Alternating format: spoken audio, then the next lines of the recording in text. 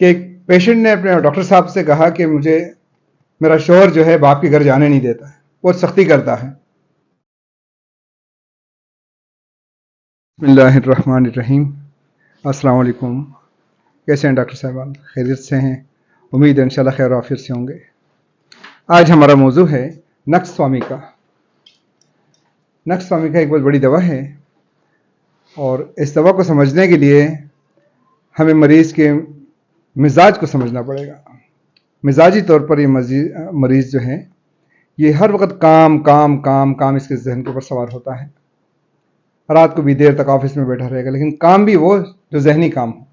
जिस्मानी काम बहुत कम करता है, दिमागी काम ज़्यादा करता है। और अहम चीज़ इसके अंदर ये है कि ये दवाइयाँ बहुत इस्तेमाल करता है। तरह तरह से मसलों के लिए दवाइयाँ इस्तेमाल करेगा, हिकमत की भी इस्तेमाल करेगा, एलोपैथी की भी इस्तेमाल करेगा। तो उनके इफेक्ट्स पड़ते हैं इसके जिस्म के ऊपर। इफेक्ट्स ऑफ मच मेडिकेशन, ये काज है इसका बड़ा। इसको हम देखेंगे। हमारे पास अगर कोई मरीज आता है किसी भी मसले के लिए, बल्कि आजकल जितने भी पेशेंट आते हैं होम्यो इलाज के लिए डॉक्टर के पास, तो पहले वो एलोपैथिक की अच्छी खासी मेडिकेशन करा के आए होते हैं। पहले वो बहुत सी मेडिसिन इस्तेमाल करके आए हुए होते हैं और उनके इफेक्ट्स उसके पूरी बॉडी पे पड़े हुए होते हैं। इसलिए जो भी मरीज हमारे पास आता है, अगर ये मेडिसिन की कॉज मिलती है तो सबसे पहली दवा हम नक्स ही देते हैं। मेडिसिन की साइड इफेक्ट्स को भी ख़त्म कर देती है, एंटीडोट कर देती है सारी मेडिसिन को, और अगली दवा के लिए अक्सर रास्ता खोल देती है। बहुत से केसेस के अंदर जो है अकेली यही सारे केस को कवर कर लेती है।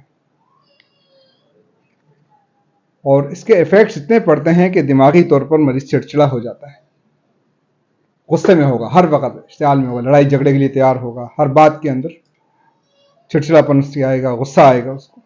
गुस्सा बहुत ज़्यादा होता है इसके अंदर, यहाँ तक कोई भी चीज़ उठा के किसी को भी मार दे। बल्कि बाज़ लोग कहते हैं कि ये जैसे बच्चों की कैमोमिला है, ऐसे बड़ों की कैमोमिला वो नक्स स्वामी का है। जिद्दी, चिड़चिड़ापन, गुस्सा, इसकी वजह से इनको कब्ज हो जाती है, कॉन्स्टिपेशन होती है और पूरे निज़ाम के ऊपर असर पड़ता है इनके जिस्म पे, ये मेडिकेशन की वजह से। एक पेशेंट मेरे पास आई और उसने मुझे कहा कि मेरा एक बेटा है जो पहले वाले शोर से है, बाकी बच्चे दूसरे शोर से हैं। वो जवान हो गया है और अब उसकी शादी करनी है मैंने, लेकिन इस वाले शोहर के सामने उस बेटे की शादी का नाम भी नहीं ले सकती। नाम लेती हूँ और वो आग बिगोला हो जाता है, लड़ना शुरू कर देता है, परेशानी बन जाती है। और लड़का भी जवान है, उसकी शादी करनी है। मैंने कहा ठीक है, मैं आपको एक पुड़िया बना के देता हूँ, आप किसी तरह पानी वगैरह में डाल के उसको खिला दें, देखें अल्लाह खैर करेगा इंशाल्लाह। मैंने नक्स स्वामी का 200 की एक पुड़िया मिल्क शुगर में बना के दी। तो मैंने कहा इस तरह पानी में डाल दो या जैसे भी उनको खिला दो आप।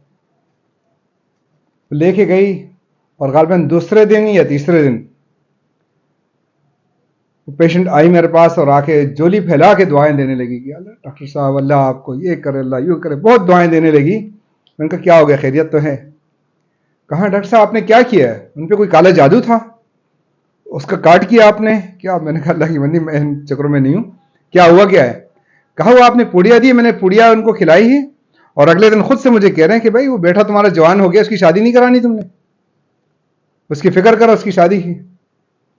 मैंने कहा शुक्र अदा करो अल्लाह का, शुक्राने के नफल पढ़ो और जितना जल्दी हो सके करो, इससे पहले कि उसको दोबारा असर हो जाए। तो उसने तैयारी की और बेटे की शादी खैराफियत के साथ कर दी उसने। अब ये एक केस हमारे साथ, हमारे जो बज़्म में होम्योपैथी की मीटिंग होती है उसमें एक मरतबा हमारे दोस्त हैं बुजुर्ग हकीम शमीम साहब, उन्होंने किसी डॉक्टर की बुक में पढ़ा था कि एक पेशेंट ने अपने डॉक्टर साहब से कहा कि मुझे मेरा शौहर जो है बाप के घर जाने नहीं देता है, बहुत सख्ती करता है। तो डॉक्टर साहब ने उनको नक्स 200 की एक डोज दी और उसके बाद अगले दिन ही उसके शौहर ने उसको कहा कि भाई काफ़ी टाइम हो गया आप अपने बाप के घर नहीं गई हूँ, तो जाओ कुछ दिन वहाँ रह के आ जाओ। कहा कि बिल्कुल जादू की तरह काम किया दवा ने। तो उसी केस को सामने रखते हुए मैंने भी दिया था और ये शख्स भी मेडिसिन बहुत ज़्यादा इस्तेमाल करने वाला था। थोड़ी थोड़े मसलों के लिए मेडिसिन इस्तेमाल करता था, तो ये चीज़ जहन में थी मेरे। तो दवा ने बहुत अच्छा काम किया इस पर। कब्ज इसकी इस तरह की होती है कि मरीज का थोड़ा सा स्टूल पास करेगा, उसके बाद लगेगा कि अभी कुछ और बाकी है, अभी भी कुछ बाकी है, मुतमईन नहीं होगा, अनसेटिस्फैक्ट्री स्टूल होगा इसका, बार बार जाएगा आएगा, बार बार जाएगा आएगा। अगर किसी को कब्ज हो और बिल्कुल ही हाजत ना हो, उसको महसूस ही ना हो, तो नक्स उन पर काम नहीं करेगी। नक्स वहां काम करेगी जब बार बार मरीज जा आ रहा। पेचस हो तो उसके अंदर भी ये सिम्टम होगी, थोड़ा सा होगा फिर बैठा रहेगा, बोलेगा थोड़ा और आ रहा है। स्टमक पेन, मैदे में दर्द होता है, अमूमन मैदे के मुंह में सूजन भी हो जाती है। अक्सर मरीज आते हैं, दावतें खा के आते हैं, रात को मुख्तलिफ चीज़ें इकट्ठी खा के आ जाते हैं और फिर सुबह परेशान होते हैं।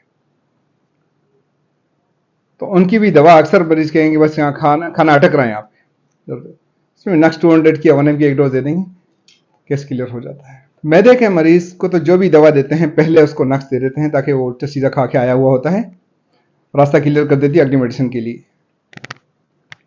आजकल हमारे पास एच पाइलोरी के भी बहुत सारे केसेस आ रहे हैं, इसमें भी पहली दवा नक्स ही जाती है, उसमें भी फिर एच पाइलोरी का नोसोड भी बना हुआ है, हम वो भी 1 mg की एक डोज दे देते हैं अक्सर पेशेंट को। तो नक्स को अच्छी तरह समझना है, इसको बार बार स्टडी करना है, और कब्ज की वजह से फिर इनको बाद में पाइल्स भी हो जाती है, बवासीर हो जाती है, उमूमन बादी होती है, खून भी आ सकता है, लेकिन दर्द होता है बहुत ज़्यादा, बार बार वॉशरूम जाना पड़ता है इनको। उमूमन पाइल्स के पेशेंट को डॉक्टर्स भी, हमारी भी प्रैक्टिस में है कि सल्फर 30 की सुबह नियार में एक खुराक देते हैं रोज़ाना, और नक्स ओमेगा 30 की रोज़ाना रात को एक खुराक देते हैं, और वो थोड़े वक्त में केस कवर हो जाता है। पाइल्स की भी बड़ी दवा है नक्स, अकेली नक्स भी काम करती है। अगर सिम्टम इसकी सिर्फ नक्स की सिम्टम आ रही सारी क्लियर, बैठ के काम करने वाला है। एलोपैथिक की मेडिकेशन काफ़ी अरसे से हो रही है उसकी, गुस्सावर है, कब्ज भी है, इसको खाने पीने का भी शौकीन है, तली हुई भुनी हुई चीज़ें ज़्यादा खाता है, बिरयानी ज़्यादा खाता है। नक्स अकेली भी काम कर जाएगी अगर 1 mg की एक खुराक दे देंगे, बाकी प्लास्मो चलाएं।